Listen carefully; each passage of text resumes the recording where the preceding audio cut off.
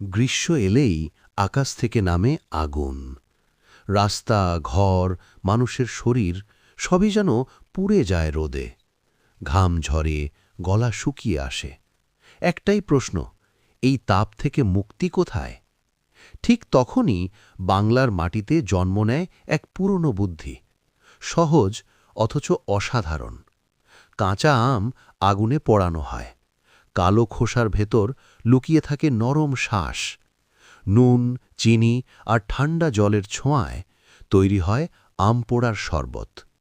প্রথম চুমুকেই শরীরের তাপ নেমে আসে, মাথা হালকা হয়, মন যেন একটু শান্তি পায়।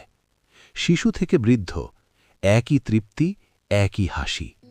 এই স্বাদ শুধু তেষ্টা মেটায় না, গ্রীষ্মকেও করে সহনীয়। একসময় উঠোন আর গ্রামেই সীমাবদ্ধ ছিল এই শরবত। আজ শহর, ক্যাফে, নতুন প্রজন্ম সবখানেই তার উপস্থিতি। সময় বদলেছে, কিন্তু স্বাদ বদলায়নি। আম পোড়ার শরবত, বাংলার গ্রীষ্মের চিরন্তন গল্প।